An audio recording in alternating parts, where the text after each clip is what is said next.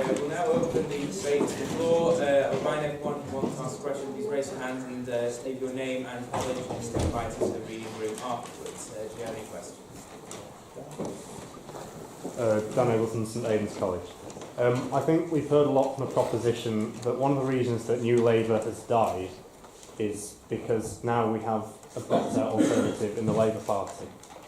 But what we're seeing is in 2017, when Labour came back, they lost their third election in a row. The Conservative Party has won 3 just like New Labour did.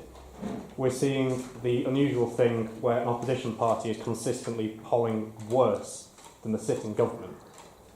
And it was compared to Europe and how a lot of the centrist groups are falling away in Europe. We see in France a centrist who has come essentially out of nowhere, created his own party, and within a year has swept away the traditional parties and risen to the fore. But I think the key thing is that Brexit shows us that Britain is not the same as Europe, and that you can't consistently keep saying that, well, look at what's going on over there, there's more extremist parties, far right, far left.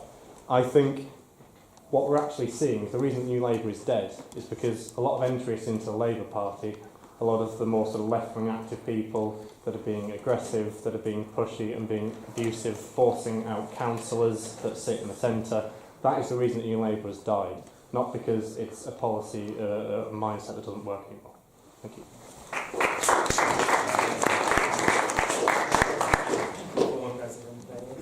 John T. Bayliss, College of St Hilda and St Bees. Well, in addition to the to New Labour living on in the institutions in London, Scotland and other parts of the United Kingdom, what does the panel assess of the fact that we've got the New Labour maybe living on in the leadership of NGOs, of Quangos, even the modernisation of the Conservative Party? Does it live on there, or is it just completely dead as the proposition would have?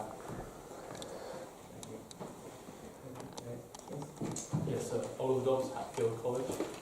I think ultimately both sides of the debate have failed to properly address the question put to the House this evening, in that it wasn't a referendum on New Labour or Tony Blair. It was a question as to whether Blairism and New Labour is relevant today to contemporary British politics. I think Samir Bernard hinted at the success of New Labour in that some of the practices of New Labour in terms of political science is still relevant today in terms of highly targeted campaigns. But what is more important to politics today is the philosophy of New Labour. And ultimately I think that the main axioms of Blairism in terms of free trade and the combination of the public sector and the private sector working together, those are fundamentally under threat from the current Labour leader and from UKIP, though that is a fading light. And so ultimately I think that New Labour is dying, though it can use those practices, those methods it used to win political success in order to rekindle those philosophical wins and to save this country from isolationism.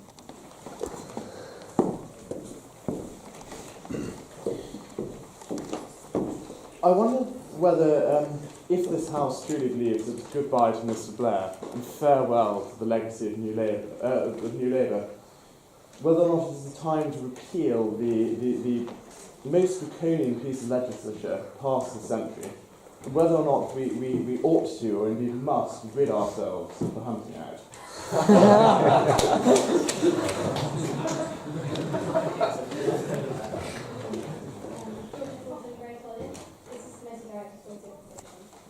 You suggested that one could win elections in the tenet of New Labour, and this is in no way a betrayal of values. Surely such a pragmatic approach to reject the fundamental ideology behind Labour's identity, visible in the mania today, which is put social policy and people first, rather than political strategy. I wanted to address the question to the proposition. Name and college. Sorry? Name and college. Oh, Cameron Boyles from Trevelyan College. I wanted to address a question to the proposition specifically George. You mentioned that wanting to sort of rekindle the ideas of New Labour was sort of looking backwards, but I would happen to disagree with that just because I think that New Labour in itself is inherently a modernising project. And I say this openly as a Conservative who happens to disagree with a lot of what New Labour stood for and did. But that said, New Labour was an acknowledgement that the failed socialist policies of the past, which had brought us to the brink in the 70s and had been embraced by the Labour Party since the war, had failed, and that the Labour Party from sort of the late 80s and early 90s onward had to embrace a different approach. It seems to me to be an irreconcilable position to hold simultaneously that New Labour was a success and can be proud of it, but this new thing, the Corbyn surge from the far left, which is inherently nostalgic and looking back on the past, is also something to be embraced. Those two things to be fundamentally at conflict. So, to summarise the whole thing, my question is, how do you see, looking at Corbyn and McDonnell and this far left surge, people who look on communist regimes nostalgically, who think the economic system of Venezuela is something to be followed in this country, is looking to the future? You know, I wouldn't necessarily say I'd ideally like to be in 1997, but I'd much rather be in 1997 than 1977. Thank you.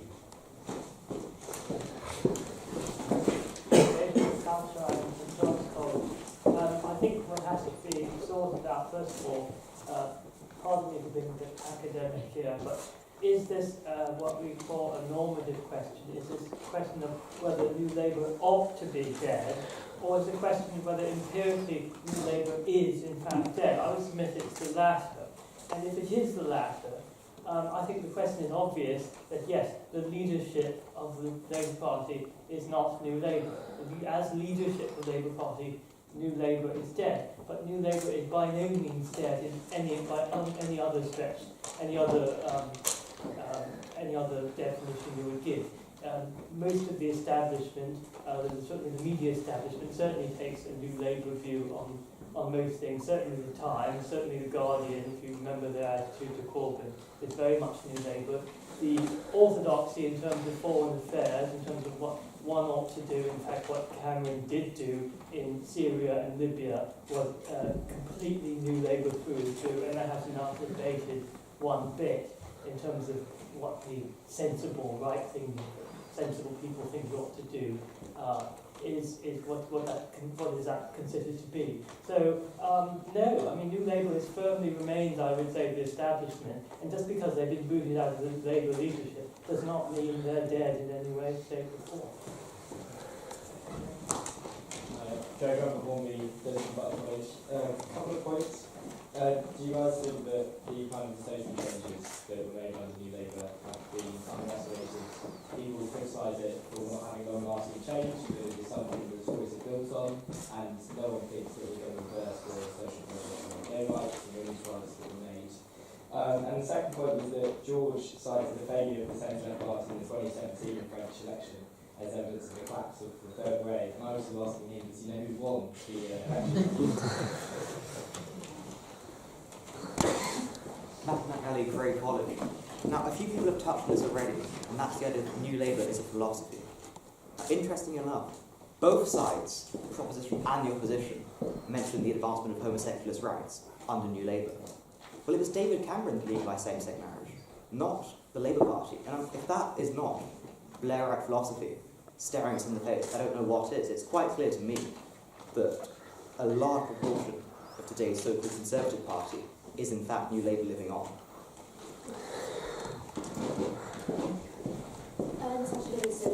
College. Even if New Labour is not dead, it is clear that Corbyn doesn't believe in it. So surely continuing to advocate New Labour will continue to cause divisions that could make Labour die as an entirety.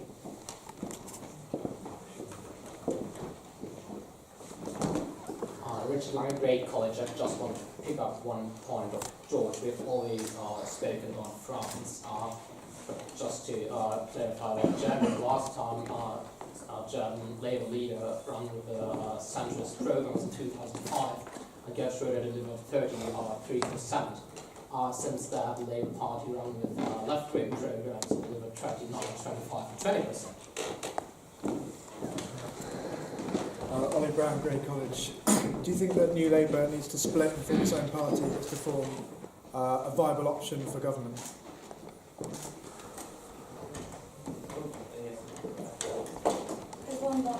Hilton St. Bede. This one's aimed at George. Surely if your view of society is not static, but in fact a constantly changing process, surely that's why New Labour was so successful in 1997, with the way it adapted to change and moved on from its old socialist policies. And surely if it remains as a philosophy, surely it has the ability to do that again if it's a philosophy as opposed to a faction.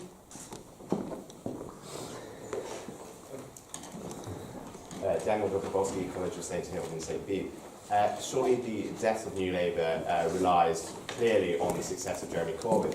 Would the proposition not think it's actually fairly arrogant to presume that Jeremy Corbyn's tenure as Prime Minister, if he does indeed get it, will be completely, incredibly successful and very, very popular?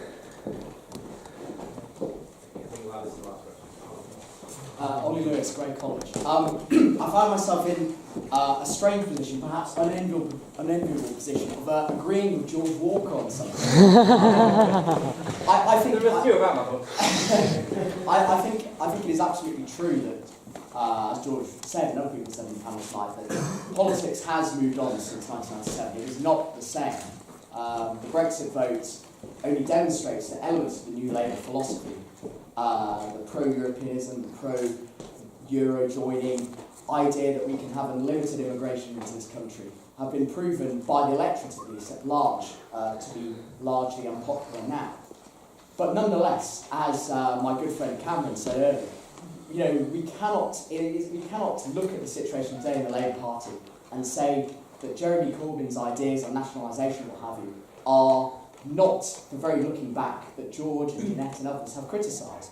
It is quite extraordinary that I've heard several people, not only in this chamber tonight, but outside, say that, Jeremy Corbyn is forward-looking. The whole point of the Corbyn manifesto is to look back, is to reverse the clock, whether it's on tuition fees, whether it's on, looking at, state ownership of the railways. The whole platform is based on nostalgia. That is not to say that New Labour is going to suddenly make a comeback, and I don't think the opposition argue this. But I absolutely certainly agree that, as people have said tonight, some more bitterly than others, some of the best parts of the New Labour idea about gay rights, about devolution, about minimum wage, living wage, those have been taken up by the Conservative Party, and wherever you sit if you are a Conservative, and whether you think that is a bad thing, for me as someone who is a compassionate Conservative, that is something that is absolutely should be at the centre of every single Conservative government. And I think that although New Labour, in terms of the leadership, is long gone and is not coming back, there is most certainly a lot that every party, every single political party, can learn from this lessons.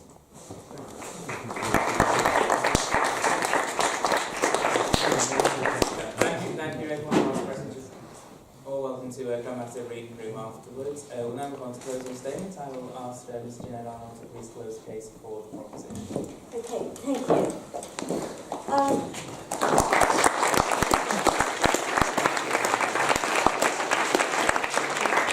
And thank you for the questions and the points that you've put forward. I wish I'd heard those points before coming to you tonight. Maybe I would have put a different proposition. But that different proposition, I think, would have just been clearer from my mind about what it is that I believe the Labour Party is about. And I think we heard that New Labour was a state of mind, not a state of time. Well, I think the other way. I think if you look at what happens in politics, it is about the time. It is about leaders who are in tune with what the population is saying. And I think that what we've seen in 1920 recently with the last election was that Labour, led by Corbyn, was in tune with the aspirations of people. I do believe that people absolutely need to know now from their political parties what they stand for. And whether you want to call it looking back or looking forward, it seems to me that what Labour is now is much clearer about what it has to offer. And I think they just referred to the lack of embarrassment about the worth of public services, about a willingness to look and say, is it appropriate now for renationalisation? Not I can't do, but let us see how we can do it, because it will be an improvement for the people of this country. I also think that there is this sense of openness and freshness about the party, and I think it's been referred to as the youth wake. I think, thank goodness, we have got young people involved in Labour and who are part of developing the manifesto that they campaigned on. The philosophy of New Labour, of course, many of the good things will live on. They are still part of the party. You can see them in Conservative Party policies. But what I'm putting to you is that New Labour, as a state of mind, as a leadership, if you like, flag or banner within the Labour Party, is over.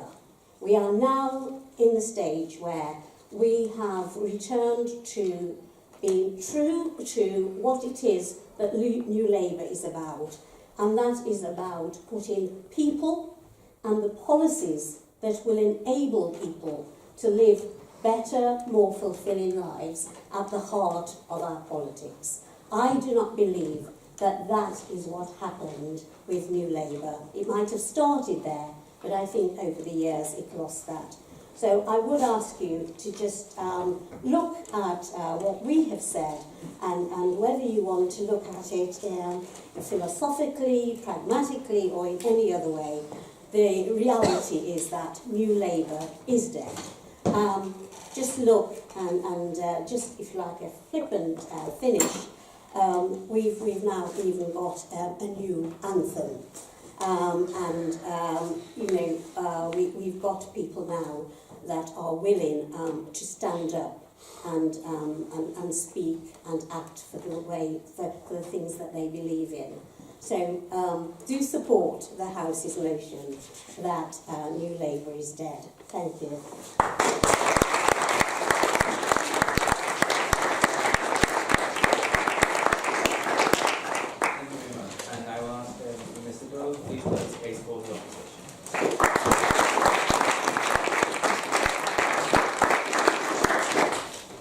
Thanks very much. I guess the bit with this that I struggle with is the idea that you can say one leader is more in touch with the public after having lost an election than the leader who won 3 general elections in the past. And I find the sort of way in which some, whether it's the sort of enthusiastic Jeremy supporters within Momentum or whatever act, kind of, I don't know, the victory lap that we saw after the general election, I think was frankly sort of slightly distasteful if you're someone who's still on universal credit or still going for a PIP assessment or whatever, because your life hasn't changed and certainly hasn't got any better. And we're not really in a position to change the big things that matter, like, Brexit or any of the other things that are going on at the moment. So, when we talk about people, putting people first and putting sort of policies first and so on, it does come back, I'm afraid, to this fundamental argument that the only way you can be true to your values and deliver for anyone that you want to represent is by winning an election. Now, that is not to say winning, is all that matters. It is not to say that we should throw away the values that we've always had. But what we have to look at is what I would argue, as I say, are those sort of timeless elements of how a party of the centre-left can win and can deliver real change. And Jennette talked about how we've got a new and open politics. Well, if we really did have a new and open politics, then, the Labour Party's position at the moment, or at least that advocated by the front bench, would be very different on an issue such as Brexit. If there really was an opinion poll done of Labour's 600,000 members, then I guarantee you our position will be one, for example, of still staying in the single market and the customs union. But just to go through some of the questions very quickly, of course it's true that Jeremy Corbyn is not New Labour, and the New Labour does not hold the leadership at the moment of the party. So, you know, if that's your definition of it being dead, well, okay, but I would disagree with that, and that I would argue that there is a fundamental policy debate that needs to be had. And one of the things that hasn't really come up at this evening's debate is what I would argue was actually what I thought was the timidity of Labour's manifesto at the last general election. It wasn't a particularly radical document, other than on the issue of the headline issue of student finance, but take some of the other fundamental issues that the Labour Party should always be campaigning on. You know, where was the policy to reverse the bedroom tax that we'd spent the last 5 years campaigning against? Where was the policy to do something to reverse the changes that had come through on universal credit?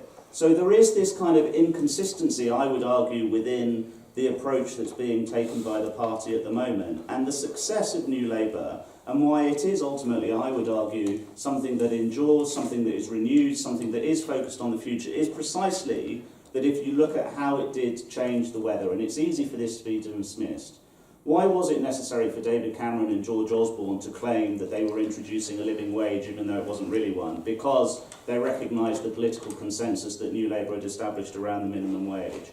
Why was it necessary for the Conservatives to give a commitment that, you know, a lot of their backbenchers didn't want about spending on overseas aid? Why was it that David Cameron completed the work on LGBT equality by bringing in same-sex marriage? It was precisely because New Labour had changed the weather and had set the sort of political mood that we're in now. And my argument is very simply that I want to see a Labour government. I want to see us in a position where we can deliver real change. That I believe the only way that the Labour Party can do that is by recognising that it is a broad church, and that part of that church is the modernising tradition that has always been part of the Labour Party and has always been has been at the front of the Labour Party whenever it has won, whether that's 1945, 1964 or 1997, and hopefully whenever the next election is.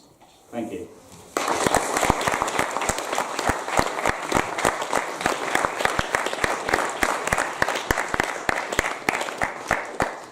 Thank you very much. Can I just ask for one last round of applause, please, for all our speakers?